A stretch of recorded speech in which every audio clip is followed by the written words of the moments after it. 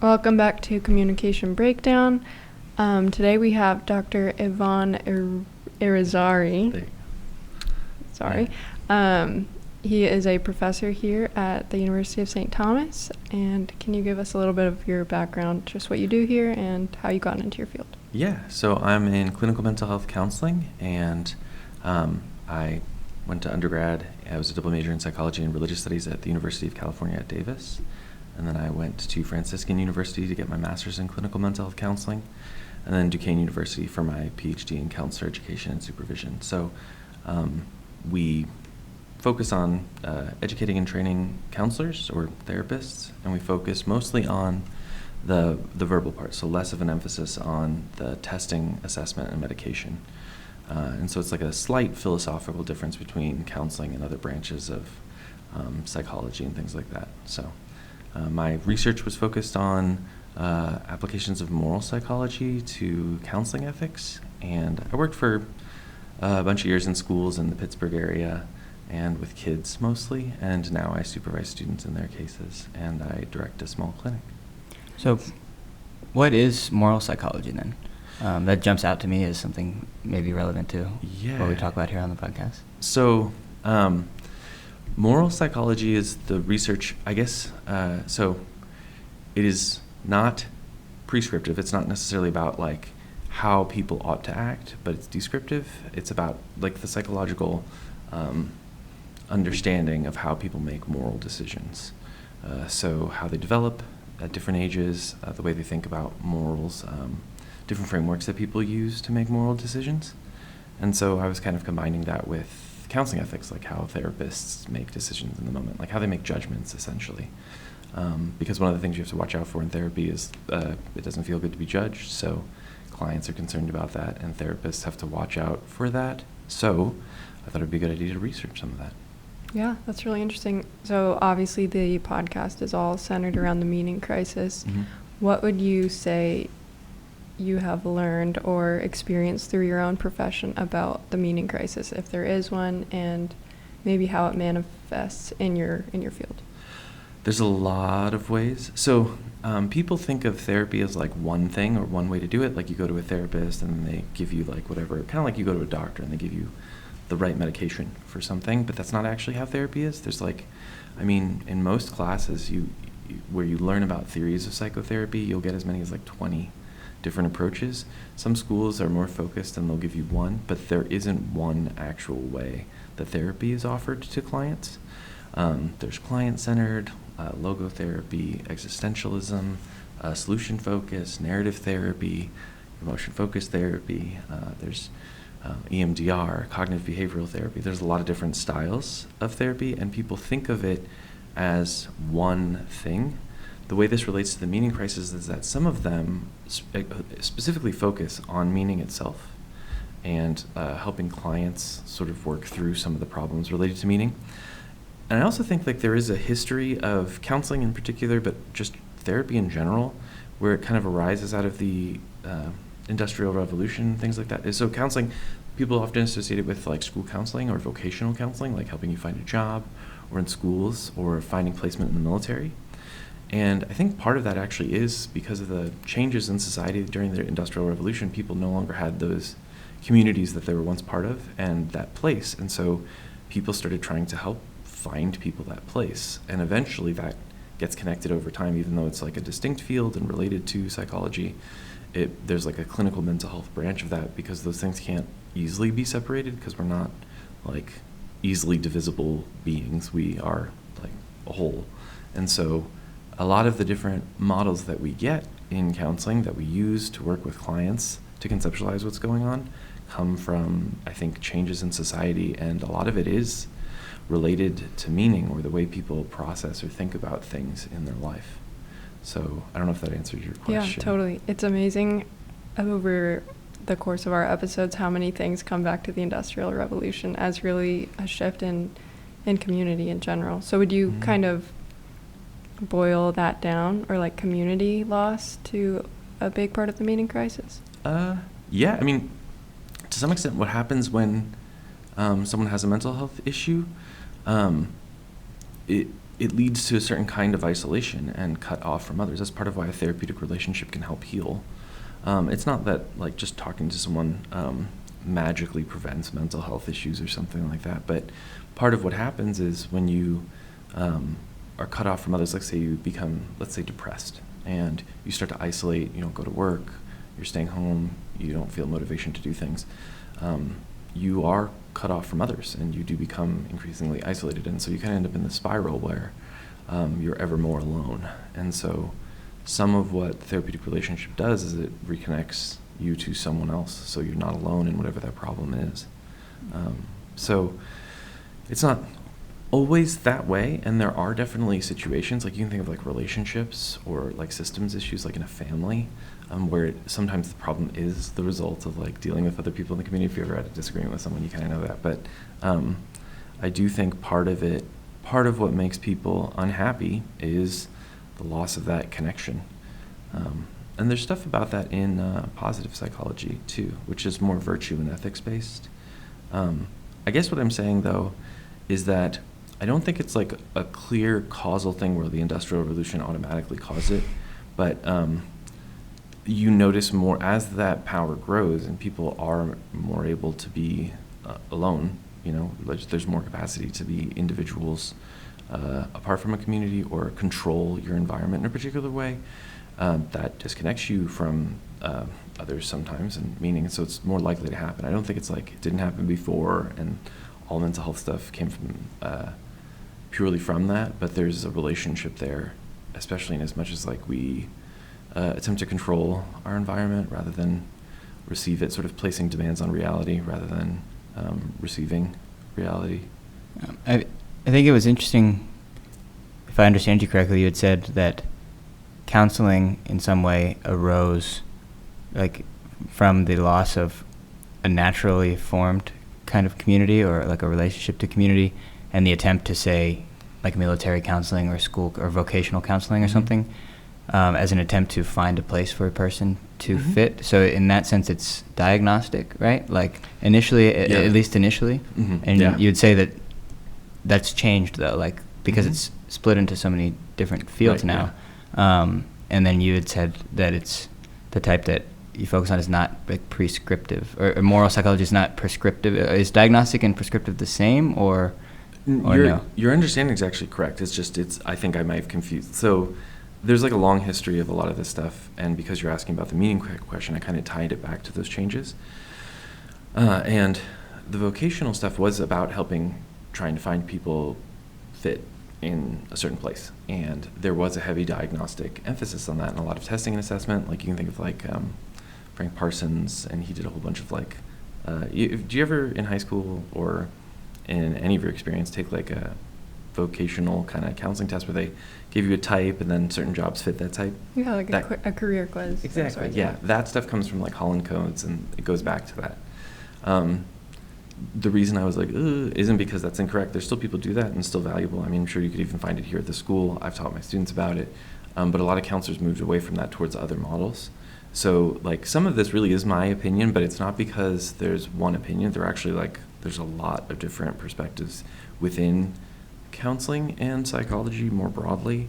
There's even there's funny distinctions between like counseling psychologists and like counselor educators, and people like to make these definitions and identities and things like that. But that's why I'm kind of hesitating. It's only because I don't want to speak for others. So some of this is like just my perspective on it.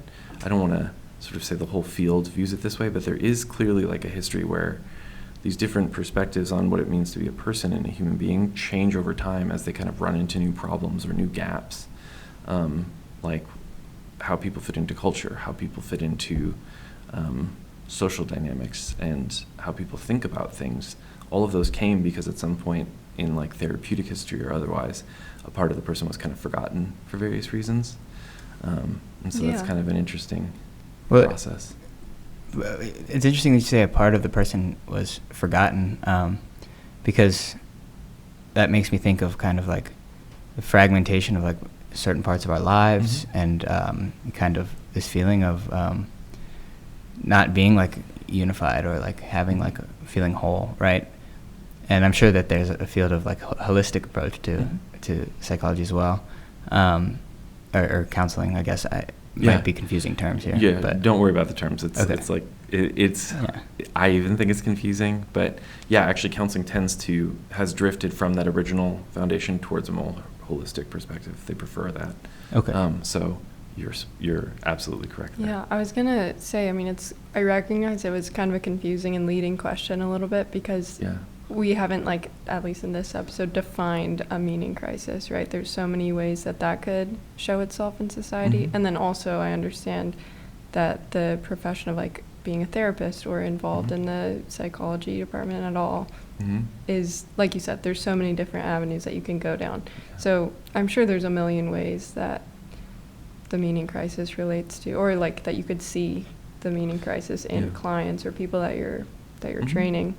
But maybe we can go back for a minute and say, kind of define our terms a little bit more about the meaning crisis from your perspective in the field. Did you have more? Oh, I just wanted to make sure I wasn't cutting you off. Sorry.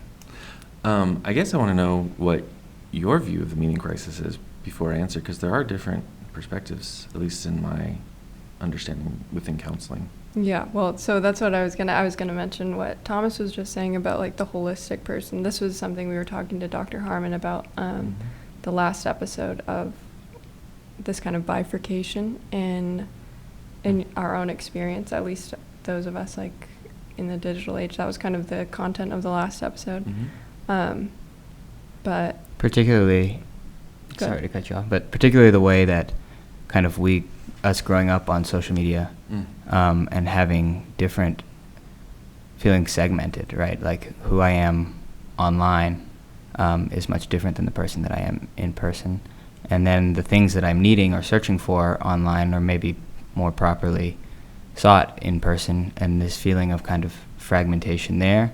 And then kind of being, I think in general, I think of the meaning crisis as a kind of forgetting or an inability to know who we are or what we are to do in some way, or why we should do anything at all, as broad like headings for it, which to me comes back to like, I think about it in terms of a relationship to the transcendent, but there are secular, very smart people talking about it that would object to those terms. So like, but something about like this feeling of fragmentation in even just in the inner life of an individual in society today. Well, the more we go to throughout the podcast, asking different people about it, the more I think we're coming to understand that like the meaning crisis is kind of code for just the breakdown of the human person. And that's something that you kind of alluded to a little bit at the beginning, where just kind of like trying to re-implement, I guess, all aspects of the human into like one person. Because I'm thinking back to Dr. Pugin's episode that we did with him, talking about like the disembodied culture. And then we had Dr. Harmon, a very similar topic as well, but like we said, that kind of difference between yourself online and yourself in real life. So I would be interested to see if you agree with that, I guess. I think meaning, so I guess the way I think of it is like purpose or something more related to, like you were saying, transcendent or values. But when you were saying that, I thought of something else, that there's like a newer, I wouldn't say newer, but one of the increasingly popular styles of therapy, which I don't think is well researched, but I'm hearing more about it, is internal family systems. And I kind of wonder if it's not a discovery so much as it is a response to the fragmentation you're talking about, because it's essentially the idea that we are all suffering from something like dissociative identity disorder. We're split into different parts, and it actually talks about working with parts and reunifying parts, and that's basically like the underlying theory behind it. So I find it kind of interesting that as we gain more control over like how we consume information, that people feel more fragmented. And that's kind of what I was saying, is like sometimes I think what's behind some of this, the way it relates to the Industrial Revolution, but isn't purely about the Industrial Revolution, is like how we can manipulate the world to reflect things that we want, and like to meet certain desires, and that can make us feel more fragmented. And I'm not really sure how to say this, but like that control leads to that piece, because you take the things that you want rather than sort of like encountering it as a whole. You're picking the pieces that you want to receive. So the control is related to some of the fragmentation stuff as I think about it. This is more me now. This is not stuff from the field. Whereas like things within counseling that I hear a lot about meeting is like logotherapy, which would fit more under the existential school. And It was Viktor Mhm. Frankl, yeah. And the idea is like, if you had like a why, you could endure anyhow. And because of his experience in the concentration camps, he found that people who had meaning or reason to live, they survived. It was a really tragic story, but people who didn't necessarily have meaning didn't do as well. It didn't matter about like morals, strength, physical attributes, anything like that. It was more about like why they wanted to live. Does the nature of what the why is affect that principle, or is it kind of neutral? Well, like, so if you're speaking within that therapy style, I'm not as familiar as even some people on campus with that style. So I don't think it is neutral, and even in some of his books, he does refer to the true, the good, and the beautiful. But I think just the way it's thought of now in a lot of therapeutic settings, it's more determined by the client. I wouldn't say it's neutral. It's like whatever their meaning is.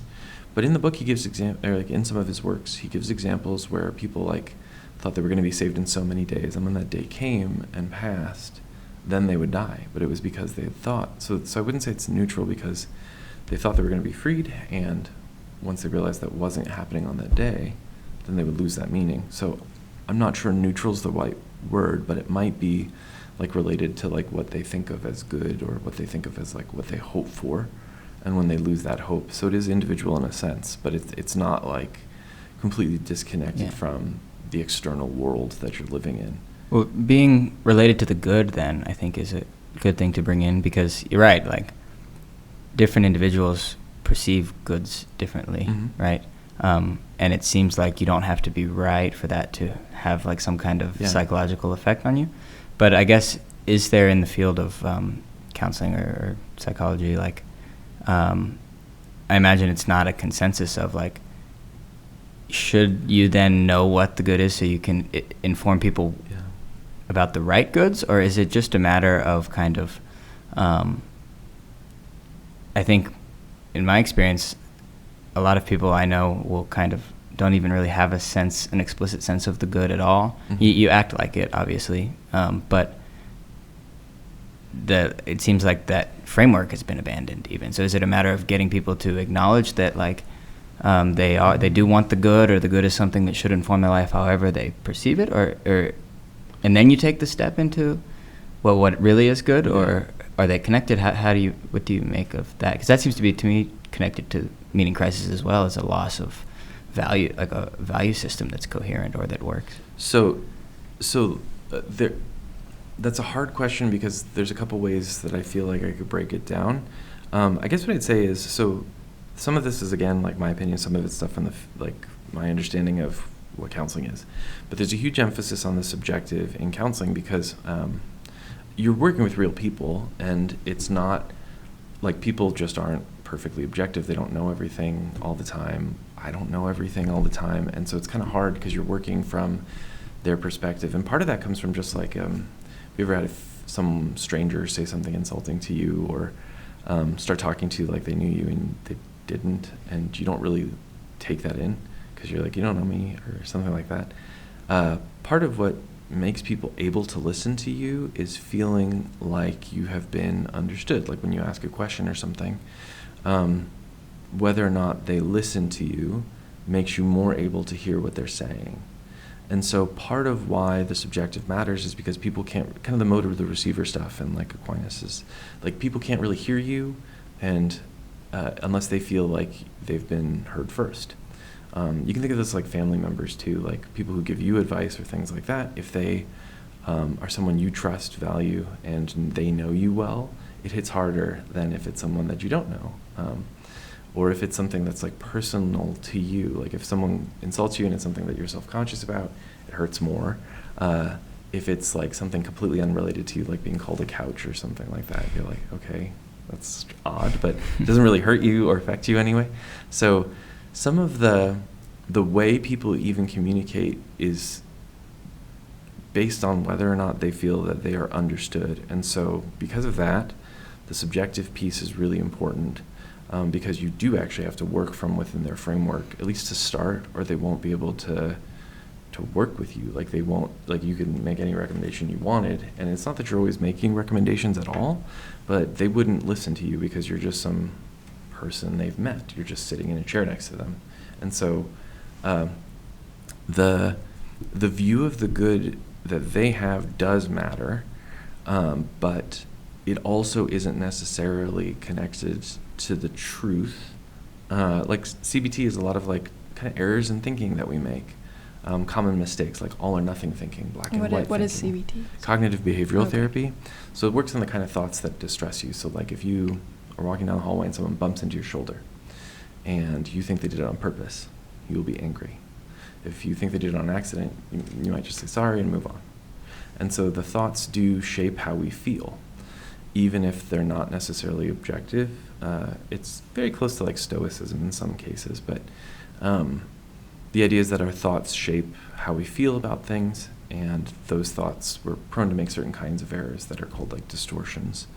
And so by avoiding those, it can help. So what we think of as good does affect our emotional and like subjective state, but there are things that are more or less helpful. And even to have like a notion of a psychological disorder, which not all theories accept, implies a certain kind of good. For you to be depressed, like it kind of, if that's considered a mental health issue or disorder, that means not being depressed is good. And so if there's any kind of deficit in a theory, they are implicitly giving you some view of what it means to be a human being, even if they don't directly acknowledge it, and a lot don't.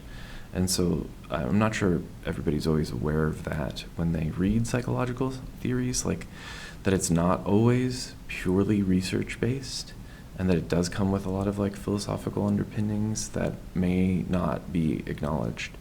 But there are schools like positive psychology that do sort of say like, hey, we actually need to focus on what is good for people, like wisdom or temperance. And they do have virtues, and they have acronyms. I think I can't remember all the letters right now, but it's like meaning, engagement, things like that, relationships. Those are the things that make people happy. So I guess what I'd say is there's not a unified view even within the different psychological theories that are used or in counseling. There's more like amorphous senses that certain things are helpful or not. And so that's why you get like wellness research, and it's kind of vague. But part of it is because they are trying to actively avoid saying what's like good for a human being, because that would imply something about the nature of reality. And since there's a valuation of the subjective in counseling, they tend to avoid that. I am not convinced that's always helpful, but that is, it's like internal to like counseling, there's not like one view, and it is determined by the client's own perspective. But what I get concerned about is that in the effort to avoid that, they end up implying a lot about what it means to be a human being, and they do end up disconnecting from meaning. And you see like the different theories are almost responding to one another in sequence. And so when something gets forgotten, like if it's all the unconscious, then you get a reaction that's the other way, which is all behavioral, and you get behaviorism. And then that forgets about the mind, so then you get stuff that focuses on the subjective or cognition. And then that forgets about like people's choices and goals, and so you get more constructivist theories or narrative or solution-focused theories. And then that forgets about culture sometimes, so then you get theories about culture. And it seems like we're almost stumbling through all these different things that we see in response to what's going on in the broader culture.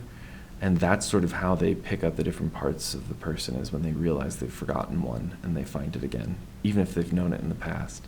Some of the theories kind of echo each other over time. Mm-hmm. It's really interesting. Yeah. It's like I see the is it internal family system? Mhm. Yeah, I've heard of that. That's really Yeah. interesting.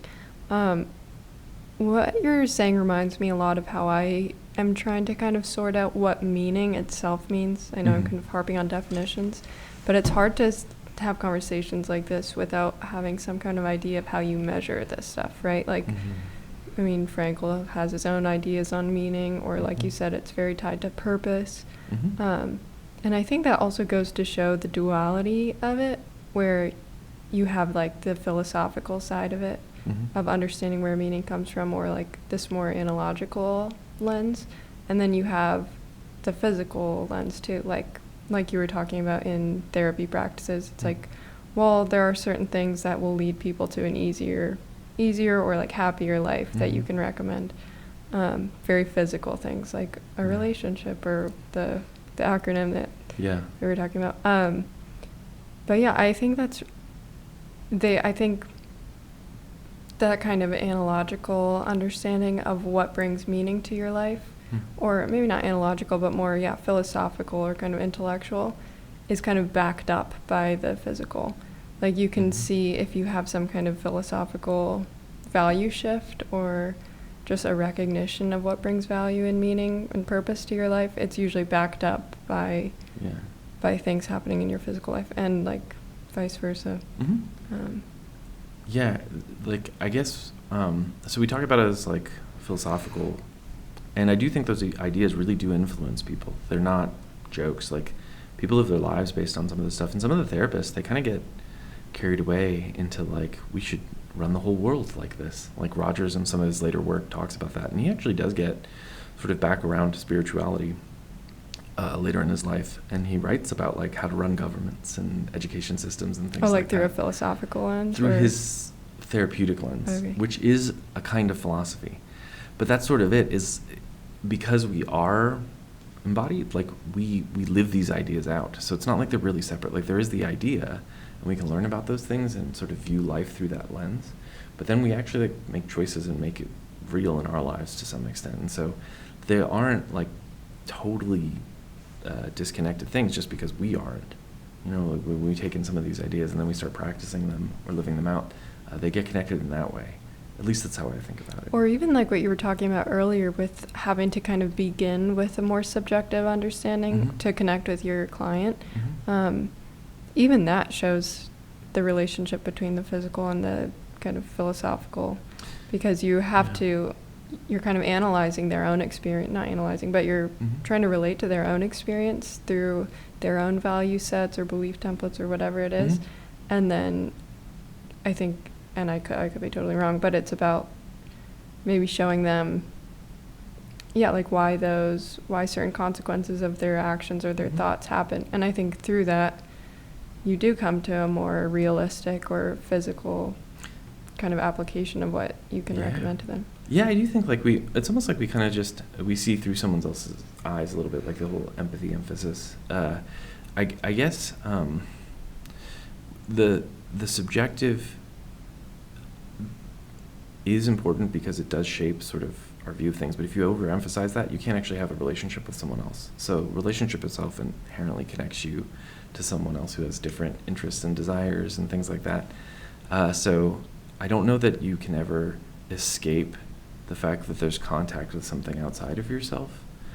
But I do think some of the schools in therapy kind of almost get to like a head in a jar kind of thing, where it's like the subjective is sort of everything and you never really have a relationship with another person. And that's the thing that sometimes I'm like, that's going too far, at least for me. And I was going somewhere with this, but I'm losing my own train of thought here. No, that totally reminds me of something I wanted to bring up, so it's kind of a perfect segue. I do remember what it was. We do make certain kinds of recommendations, but we do try and avoid them, in part because it's like, it's better if it comes from you. Like, you are far more persuasive to yourself than I will ever be, especially if I don't really know you that well. Mhm. So, and also, we don't really know everything that's going on in our clients' lives. So we are cautious about that, ideally. And I do think there is value to that. I think it goes too far, though, when we like disconnect from any sense of the external world at all, because then you can't have that relationship. Yeah, no, it's still a good segue. Yeah, I was thinking about how I had heard recently that McLuhan had said that faster communication Mm-hmm. kind of increases empathy in the recipient, or not even just the recipient, but like between communicators, which I thought was really interesting.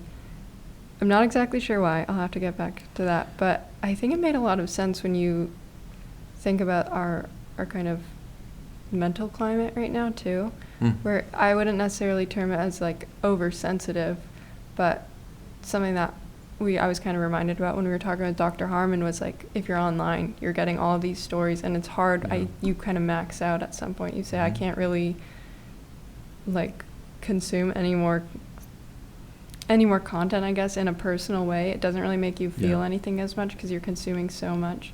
But in regards to that kind of like communication style that we have today with like digitalization and creating more empathy or sensitivity, how do you think that is for like the mental stability of people?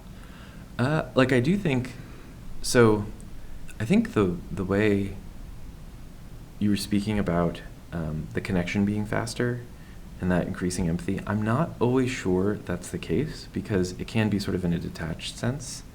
But I think part of it is like if I say something to you and you respond in real time, like that creates a level of connection that's not there if it's like I send a note in a bottle across an ocean and then years later someone finds it. So there is a sense in which you're engaging in a dynamic way with a person, and so that can increase empathy because you're getting a better sense of what they are actually feeling in real time.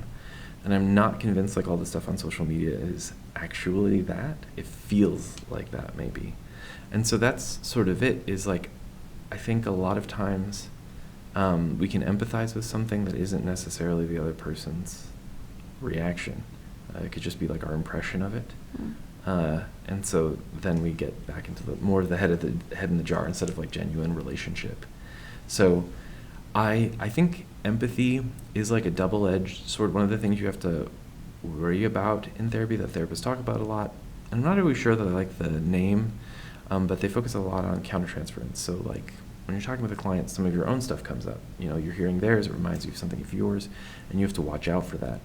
And because it can like artificially enter itself, like let's say they remind you of someone you didn't like, you know, and then you'll start treating them like that person, even though they are not, and that's not fair to the client. So you have to be careful.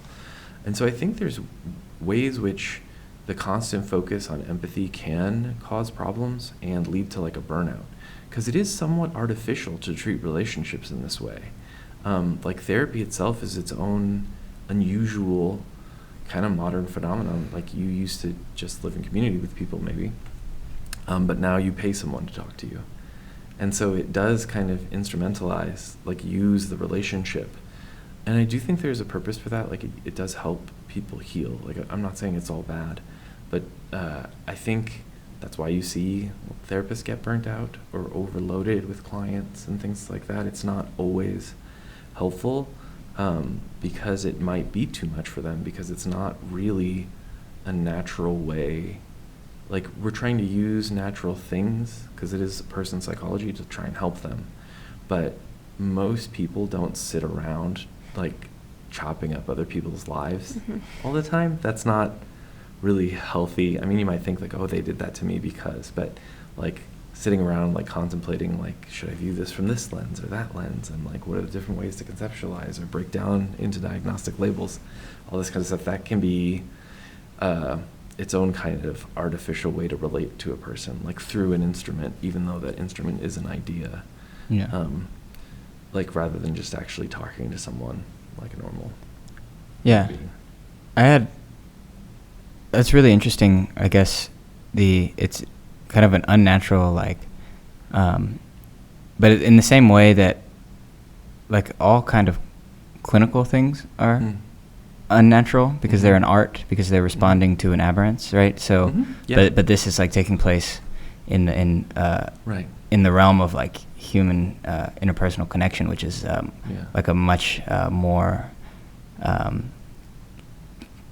deep or complex field than say like even the simply physical.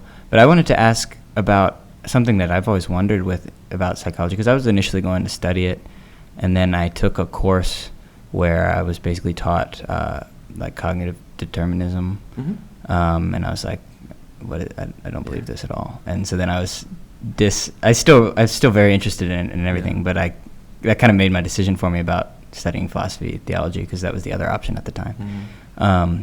But I guess what I've wondered since then is that, because you've brought up many times too that there's not even this consensus among the fields, right? Mm-hmm. But you'd seem that you'd at least need like an end ostensibly in common, which is something like human flourishing. Yeah. Right? And then I guess I would ask, what is because you've made distinctions between something responding to an issue and something like positive psychology that's aiming for like virtue or Mm-hmm. something like that. So what is considered, or in what different ways do the fields consider baseline? What is the baseline human experience? Because isn't there an implicit anthropology there? Like you have to do you have to do that in order to even establish what baseline you're trying to get back to, and then whether you want to be baseline or whether there's like an ideal or like something is even saying that a baseline isn't that an implicit anthropological statement, because I guess, or that the baseline should be gotten back to, because you might be ignoring the fact that maybe we should try to flourish or something like that. Yeah. So I've always kind of wondered, is there a unity in the field of psychology about that or not? Because I know the determinism isn't the whole field, right? Like obviously not, but it was enough of like, why is a whole course about this? Oh, this is disturbing. Yeah. So what's interesting is I actually like a lot of the cognitive models, but I don't like that like a lot of the stuff that kind of reduces everything down to one thing. That's usually where it goes wrong. I think the quote was, "The mind is what the brain does." Right. Was in my textbook over and over again. But your brain is like a far more dynamic thing. Like it actually moves with your choices and your relationships, parts of it. Like there's mirror neurons, I'm sure you heard about them. But like that's part of why they think therapy can work, is that you kind of are syncing up to some extent through observing the other person with them psychologically. And so there is something like an interface going on there. But I do think the idea that you're like manipulating and just so fixing their brain or something like that isn't entirely accurate, and people are far more complicated than that. It doesn't really work. Like that level of illusion of control, if you take that into therapy, it's not terribly helpful. And you kind of learn this, especially working with kids, like, they're like, what? But I think of it a little bit more like we were saying earlier. I don't mean unnatural in the sense like evil, just that it's not the normal way we go about relating with other people. And I think part of the reason why is because we do often live in these very isolated environments now, and it's like we get all knotted up and you have to untangle the knot. And so that's why it's like you don't normally sit around like carefully looking at something that tiny to try and help someone.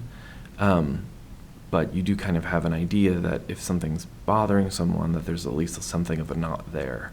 And so there is a very relativistic emphasis, even if they can't really prescribe human flourishing. They can talk about it in like abstract terms, and there is a sense in which human flourishing is the goal, especially with some of the humanistic models that they use in therapy. So it's not completely gone. And like you mentioned, the positive psychology, they do care about purpose and meaning and like growing towards something. And even Rogers like had this sense that you could never really get there, though. Like it was like you always were trying to self-actualize, but you'd never actually accomplish that goal.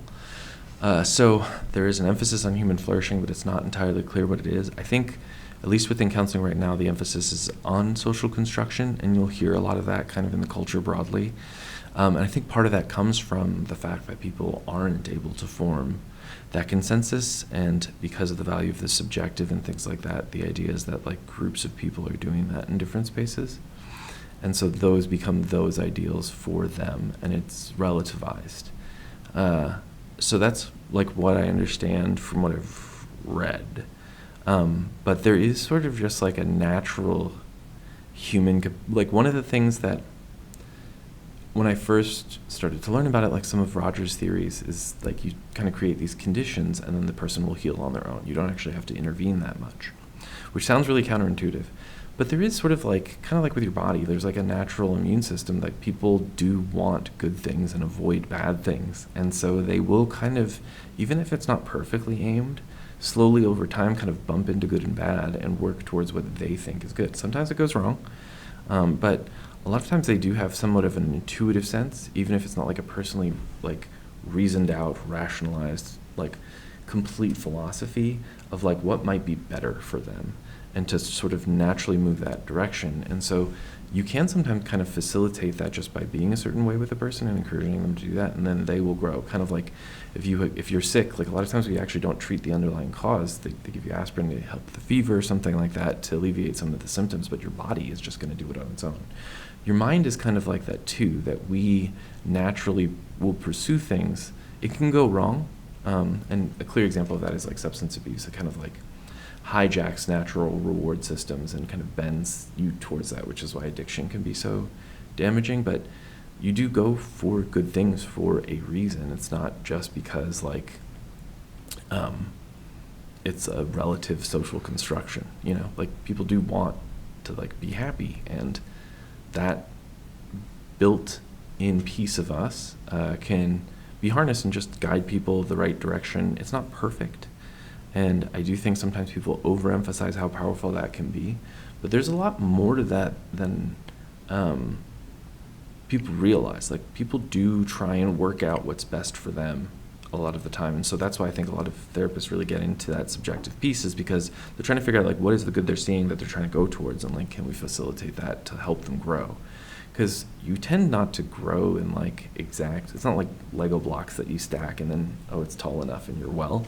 Like, you kind of grow in awkward different ways. Like, part of you'll learn something here and you'll make a mistake there, and you'll kind of bump back and forth through life, and it's a little bit more chaotic.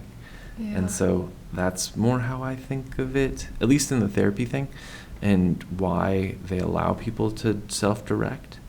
But I do think sometimes some of the ideas, when taken to extremes, can be really misleading, because I do think there can be an overemphasis on the subjective to the point where relationships aren't possible. So that is really confusing. But can you speak more about relationships then? Because I think you mentioned that, like, you can't get around the fact that, like, a relationship is like something that's kind of objective, or it's something, at least two subjects that aren't this, like, that. And so in that, your subjectivity is kind of has to take into account the fact that the other person's subjectivity, at least. So it's something that facilitates this coming out of yourself or something. And you've also, like, mentioned, like, the head in a jar thing is maybe being a bit too far. Like, so the importance of relationships, and then how much of the therapeutic field is, like, there's definitely, like, family therapy and things that address it. But even in, like, say, therapy towards an individual, I imagine that relationships are probably the substance of much of what people talk about. Like, and that's meaning crisis, fracturing of relationships, inability to really be with each other, loss of community. So, like, general thoughts on relationship and its importance for the good of a person. It's really important. I don't think we pretend like we're. So I think the real conflict sometimes is between, like, an exaggerated sense of autonomy and the fact that we are relational beings. So, like, because, like, if you're totally yourself, that, like, head in your jar, like, you don't relate to others because you're just sort of doing your own thing.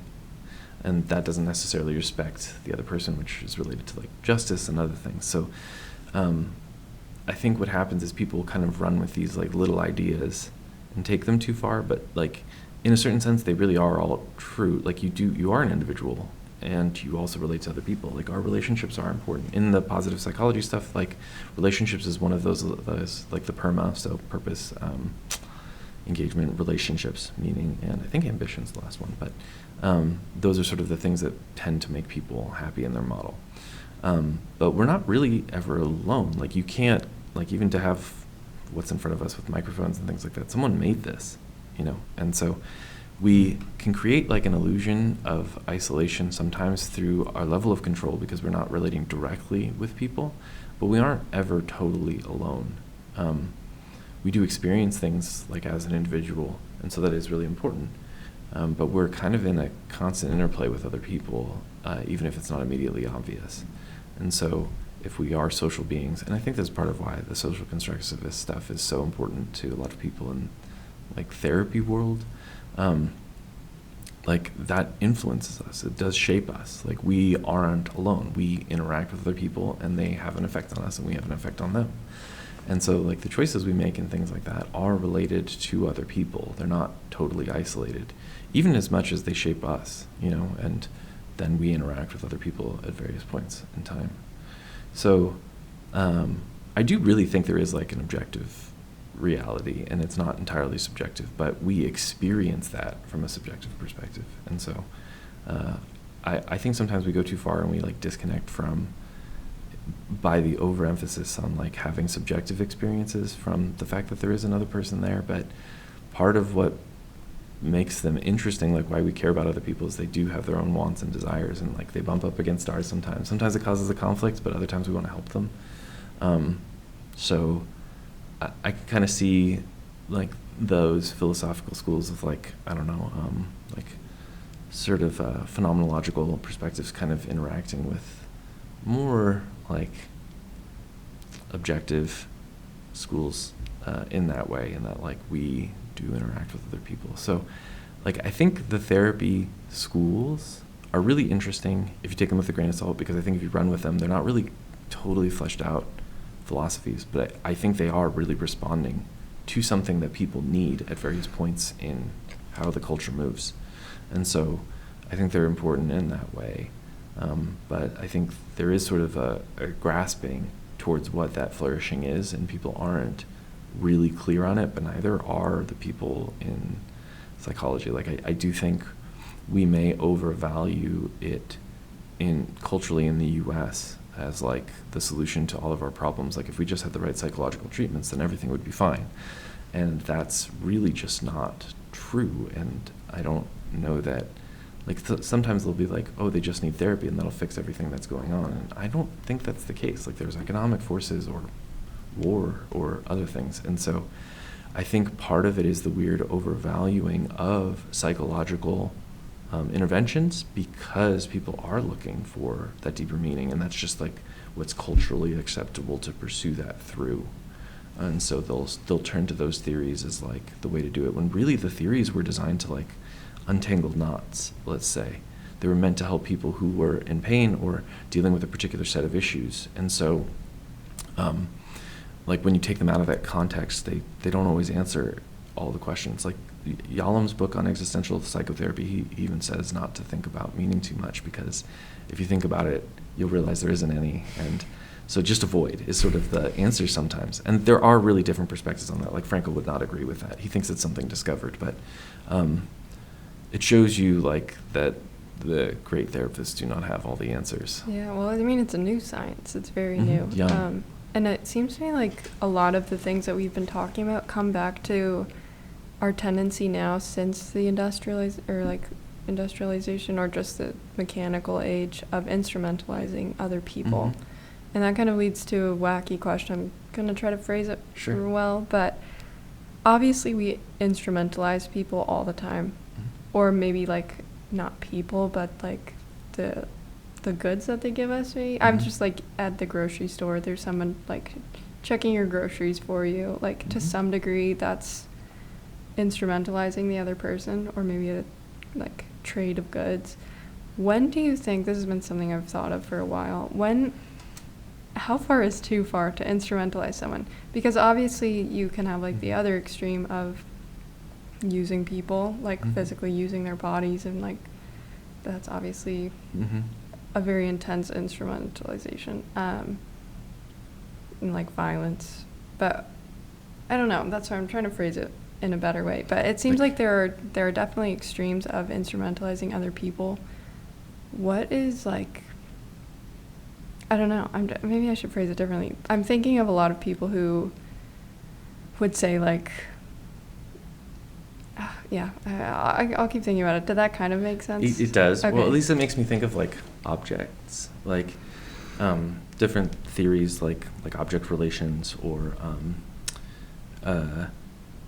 some of the existential stuff of like how existential isolation and relationship, like contact, interact. The idea that like people can be used or treated as something that's less than a person.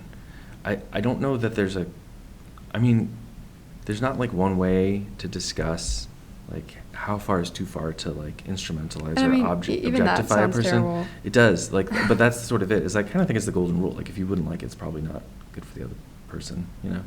So I think if like you're seeing them as another, like you, then you're probably safe. And if Well, not, then not. I think that's why consent and things get so emphasized, is because that's at least some sort of line.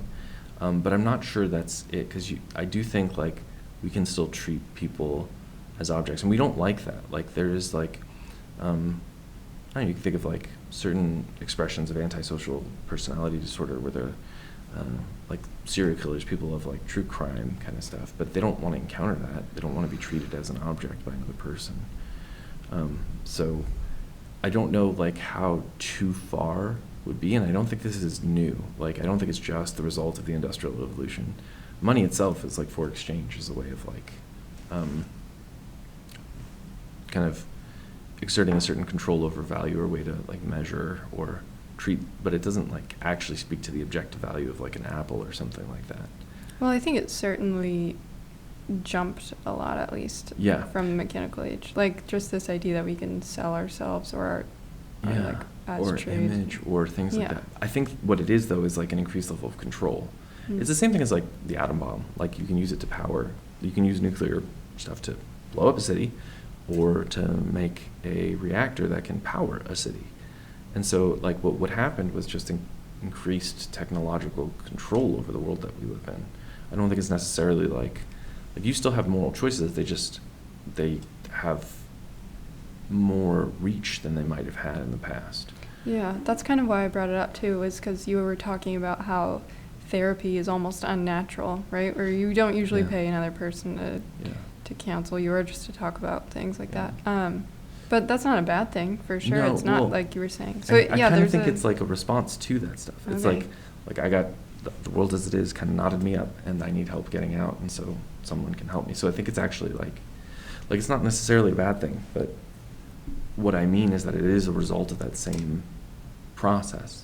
Like it's that same thing that both leads to what can harm people, but it's also some of the tools that you can use to help.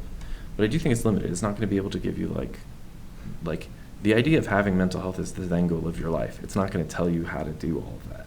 Like you have health to risk it to some extent. So like, just getting healthy isn't like kind of like if you had an injury in your arm, right? You want to heal that so you can go about doing whatever you do with your arm normally.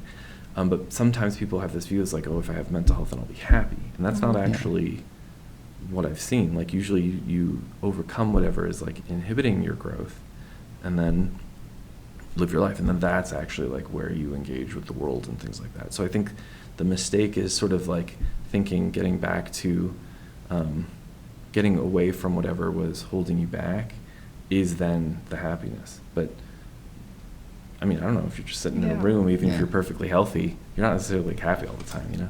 Yeah.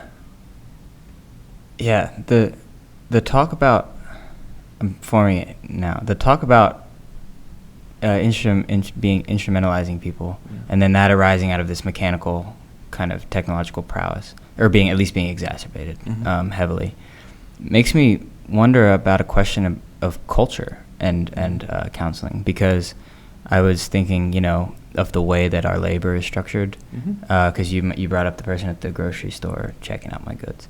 In some way, and then you brought up consent to be instrumentalized by HEB, as a shadow entity or whatever. What is for necessity, right? Like it's not to say that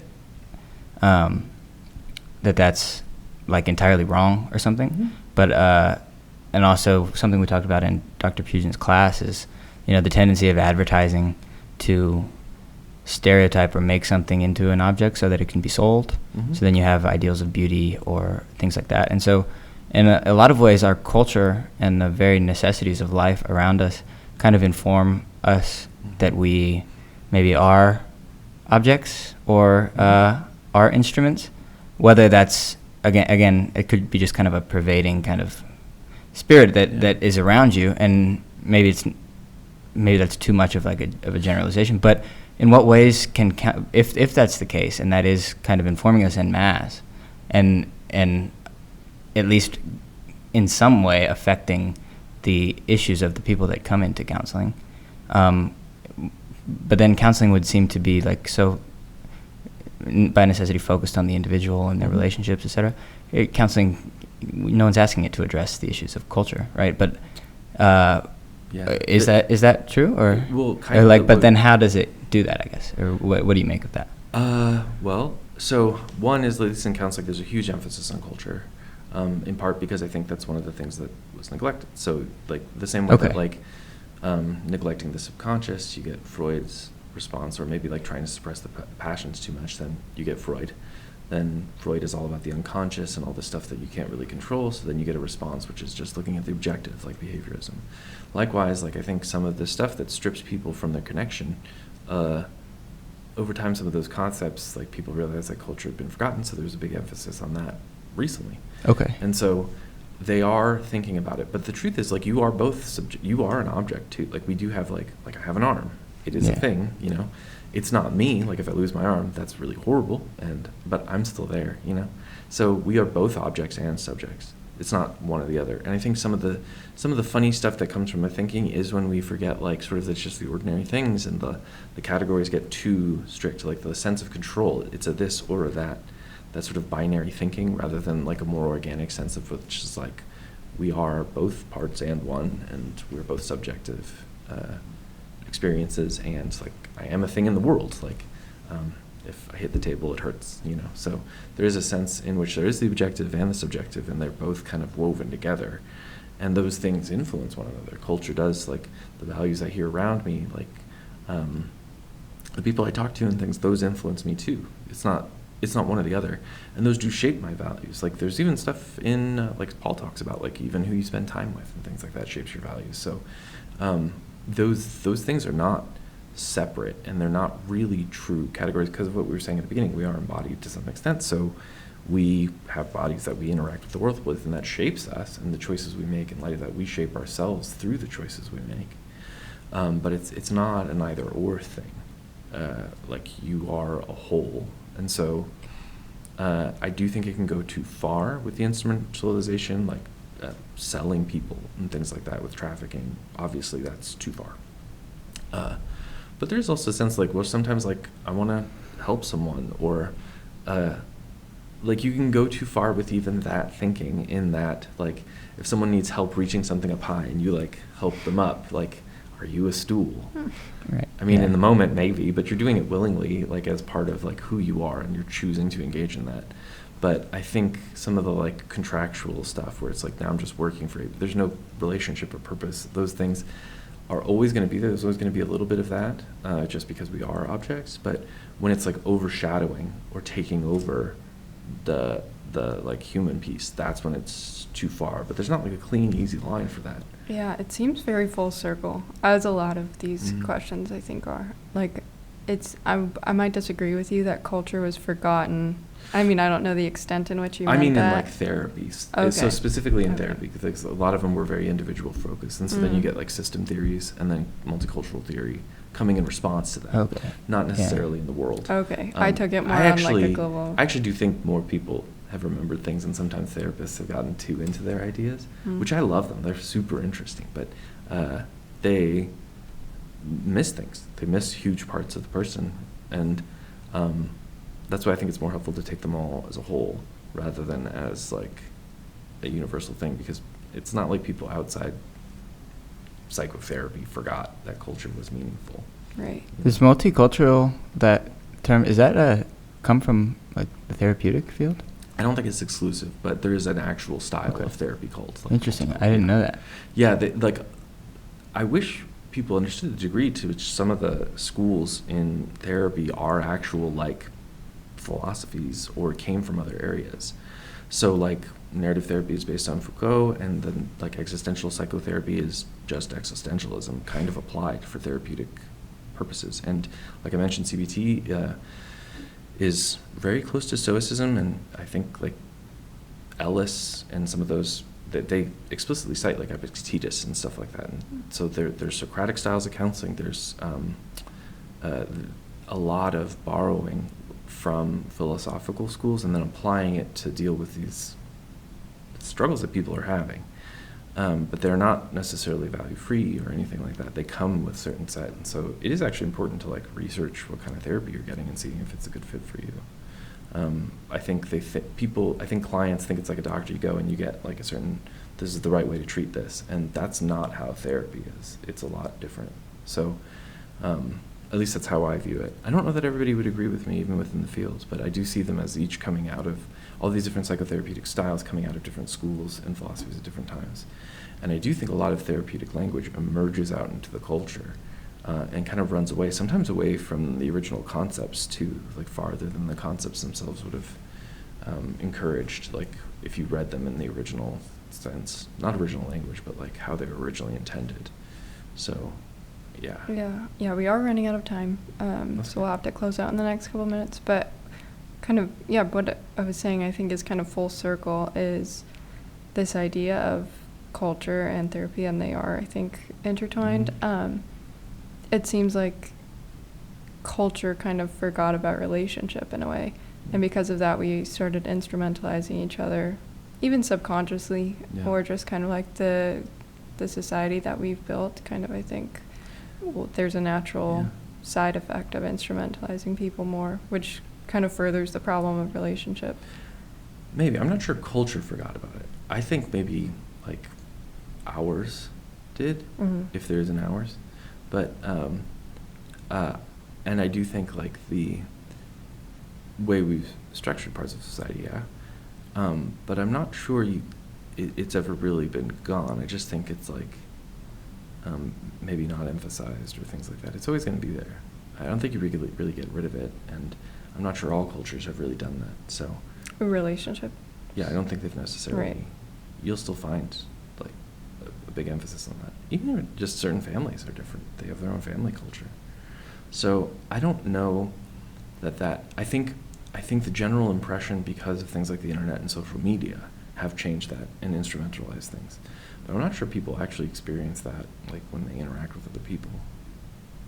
All right, because it's so closely connected to just our, like, being a person, like, in the world, right? Like you were saying, you're never out of relationship with people. Yeah. So, like, how do you forget about that when it's right in front of you? But that's a thought. We forget about stuff right in front of us all the time. Like, I don't know. I feel like some of the things you're most familiar with, you take for granted, you know? Like, that's true, yeah. You ever walked into a place? This is something I think about a lot. I don't know why. I know we're out of time, but like walked into a new apartment or something like that, or a place you're moving to, and it looks different than once you've lived there for a while, and you just don't look at certain things because you kind of assume. Like, sometimes, like, there are theories based on this, like Gestalt and stuff, where it's like your attention and your focus and what you put that to, like, that actually shapes your experience. And so I think it's there. I just think it's maybe missed or not emphasized or valued. So some of that's the way we're seeing it, at least how I think about it. All right. Yeah, well, do you wanna? No, that's good for us. Thank you very much for joining us. We'll have this episode out Friday, I think. We'll send it to you, and then we'll have some more on the way for you guys. Yeah, Thank you very much. Thanks. Really appreciate it.